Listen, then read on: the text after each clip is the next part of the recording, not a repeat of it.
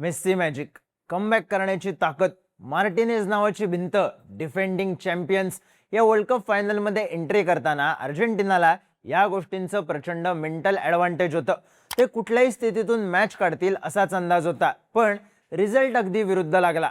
अर्जेंटिनाला ना मॅच काढायला जमली आणि ना स्पेनच्या प्लेयर्सच्या पायातून बॉल काढायला जमलं.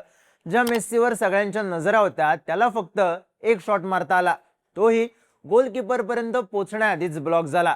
तोही 117व्या मिनिटाला आला आणि अर्जेंटिनाचं स्वप्न भंग झालं. पण हे घडलं स्पेनच्या टॉप क्लास गेममुळे. या वर्ल्ड कप मध्ये लई वेळा असं झालं की अर्जेंटिना मॅच जिंकली की फिफावर फिक्सिंगची टेका व्हायची, पण स्पेन फायनल मध्ये अशा थाटात जिंकली की अर्जेंटिनाच्या फॅन्सलाही म्हणावं लागलं they deserve to win. Regular time मध्ये 0-0 असलेल्या आणि फेरान टोरेसच्या गोलमुळे फिरलेल्या मॅच मध्ये नेमकं घडलं काय? मेस्सी मॅजिक फेल का गेलं आणि मॅच नंतर ग्राउंड मध्ये नेमकं काय झालं पाहूयात या व्हिडिओ मधून. नमस्कार, मी चिन्मय आणि तुम्ही पाहताय बोल भिडू. या वर्ल्ड कप मधला स्पेन आणि अर्जेंटिनाचा ट्रॅक रेकॉर्ड पाहिला तर ही मॅच अर्जेंटिनाचा अटॅक विरुद्ध स्पेनचा डिफेन्स अशी होणार हे नक्की होतं. सेमीफायनल क्वार्टर फायनल मध्ये अर्जेंटिनाने अगदी शेवटच्या काही मिनिटात कमबॅक केलं.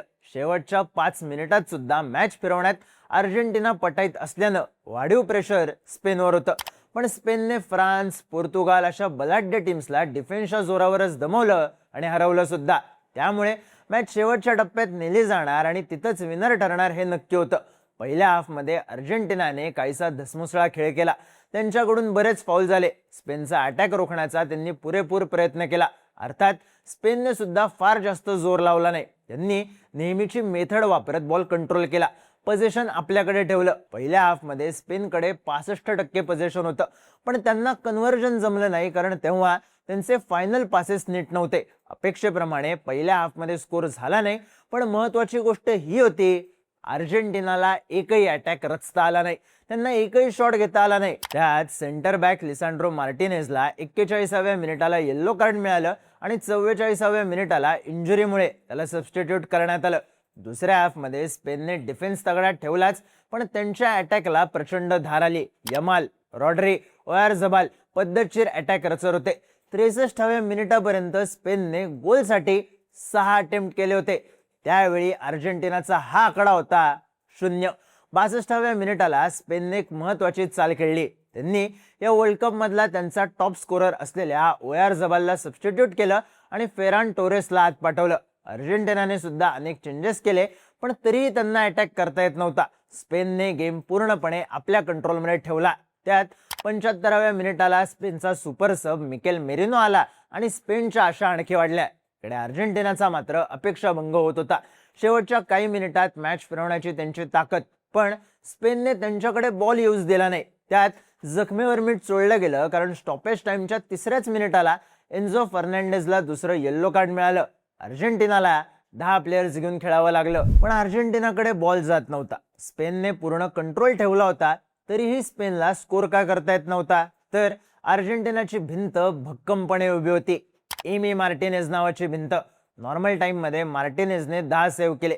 स्पेनने डी मधून शॉट्स घेतले. गोलपोस्टच्या जवळून टॅप इन करायचा प्रयत्न केला, पण बॉल प्रत्येक वेळी मार्टिनेज कडेच जात होता. स्पेनने मॅच मध्ये 20 शॉट्स मारले, त्यातले ऑन टार्गेट 11 होते. मार्टिनेजने एकूण सेव्ह केले 11. 120 मिनिटात 11 सेव्ह. मार्टिनेजचा डिफेन्स इतका भक्कम होता की असं वाटत होतं हा बॉल अडवत नाहीये, स्पेनचे प्लेयर्सच त्याच्या हातात बॉल मारतायत. त्यात यमालने सेकंड हाफच्या स्टॉपेज टाइम मध्ये मारलेली कट फ्री किक अडवणं हा अक्षरशः कहर होता. खतरनाक गोष्ट म्हणजे मार्टिनेज पूर्ण वर्ल्ड कप तुटलेल्या बोटासह खेळला. त्याला सर्जरी करायचा ऑप्शन होता, पण वर्ल्ड कप खेळणं सोडायचं नसल्यानं त्यानं दुखणं सहन करत वर्ल्ड कप खेळला. त्याने ही गोष्ट सुद्धा बोलून दाखवली की प्रत्येक दिवशी दुखणं वाढत जायचं. त्यात मी बॉल अडवायला गेलो की बॉल बोटाला धडकून दुसरीकडे जायचा, पण हे वर्ल्ड कप फायनल मध्ये घडलं नाही. बॉल अडवताना फक्त एकदा मार्टिनेज कडून बॉल निसटला, इतर वेळी तो फेविकॉल सारखा उभा होता. अर्जेंटिना वर्ल्ड कप हरल्यानंतर उदास झालेल्या मेस्सीचे अनेक फोटो फिरले. अनेकांना गोटचं स्वप्न भंग झाल्याचं दुःख झालं, पण अर्जेंटिनाला फायनल मध्ये किमान फाईट तयार करता आली त्याचं कारण फक्त एमी मार्टिनेज आणि त्याने केलेले 11 सेव्ह. मॅच एक्स्ट्रा टाइम मध्ये गेल्यानंतर पहिला दणका दिला होता स्पेनने. 95व्या मिनिटाला मार्टिनेजला चकवत निको विल्यम्सने गोल केला. सगळं स्टेडियम उसळलं, डेडलॉक तुटलं होतं, पण हा गोल डिसअलाउड झाला. आता यावरून बराच राडा झाला, पण त्याचं कारण सिंपल होतं. गोलच्या बिल्डअप वेळी मेरिनोचा पाय ओटामेंडीच्या पायावर पडला होता, त्यामुळे रेफरीने फाऊल दिला. सेम गोष्ट इजिप्त विरुद्धच्या मॅचमध्येही झाली होती, त्यामुळे स्पेनचे प्लेयर्सही चिडले, पण VAR घेण्यात आला नाही. काही जणांचं म्हणणं होतं की मेरिनो पूर्ण वेळ बॉलकडे बघत होता, ओटामेंडी त्याच्या मागच्या बाजूला होता, त्यामुळे हे फाऊल कसं काय. पण पायावर पाय पडल्यानं गेम बिघडला होता. एक्स्ट्रा टाइमच्या सेकंड हाफमध्ये अर्जेंटिनाने पूर्ण फोकस मॅच पेनल्टी शूटआउटमध्ये न्यायला लावला. 5-3-1 असा लाईनअप घेऊन अर्जेंटिना खेळत होती. सगळी ताकद डिफेन्समध्ये होती, पण अर्थात स्पेनने अटॅक थांबवला नाही. 107व्या मिनिटाला मार्टिनेज नावाची भिंत भेदली गेली. राईट विंग मधून निको विल्यम्सकडे क्रॉस आला. तो नेटच्या जवळ होता, पण मार्टिनेज त्याच्या पुढ्यात उभा होता. आपण स्कोर करू शकत नाही हे त्याने काही मिली सेकंड्समध्ये ओळखलं आणि हेडर मारून बॉल टोरेसकडे दिला. ला लिगा गाजवलेल्या टोरेसने ही इनिएस्टा मोमेंट चुकवली नाही. त्याने स्कोर केला आणि स्पेनकडे लीड आलं. शेवटच्या 13 मिनिटात हे लीड तोडण्याचे बरेच प्रयत्न अर्जेंटिनाकडून झाले, पण एकही यशस्वी ठरला नाही. शेवटच्या 13 मिनिटात त्यांनी 3 शॉट्स मारले, पण त्यातला ऑन टार्गेट एकही नव्हता.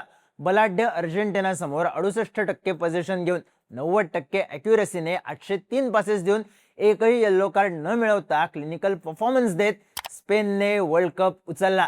शेवटच्या काही मिनिटात अर्जेंटिनाला 3 कॉर्नर मिळाले. मेस्सीच्या पायात बॉल आला, पण स्पेनचा डिफेन्स अभेद्यच राहिला. त्यांचा कीपर सायमनने अर्जेंटिनाला पुसटची आशा सुद्धा दिसू दिली नाही. सलग दुसऱ्यांदा ट्रॉफी जिंकण्याचं मेस्सी अँड कंपनीचं स्वप्न हुकलं. या सगळ्यात स्पेनची एक चाल गेम चेंजर ठरली, ती म्हणजे त्यांनी मेस्सीच्या पायात बॉल येऊच दिला नाही. अर्जेंटिनाच्या मॅनेजरने टीमचा सगळा बिल्डअप हा मेस्सीच्या भोवती केलाय. गेम प्लॅन सुद्धा बॉल मेस्सीकडे कसा जाईल याच लेवलवर आखण्यात आलाय, पण स्पेनने ही गोष्ट घडूच दिली नाही. त्यांनी मेस्सीला कंटिन्यू 1-on-1 ब्लॉक ठेवलं नाही. त्यांनी डिफेन्स इतका तगडा ठेवला, बॉल इतका भारी कंट्रोल केला की मेस्सी अक्षरशः घोष झाला.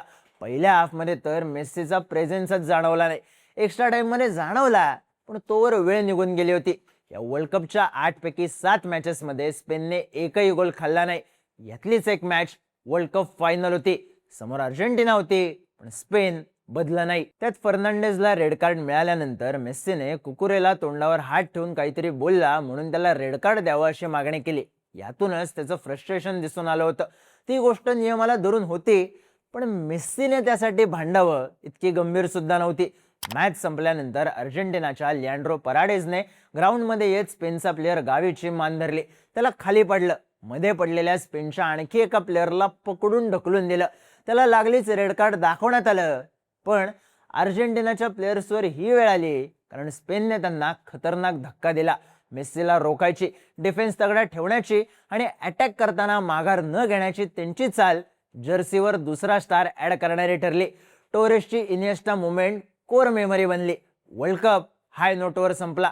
युरो नंतर वर्ल्ड कप जिंकून टिकी टाका 2.0 ची जादू दाखवून देणाऱ्या स्पेनमुळे.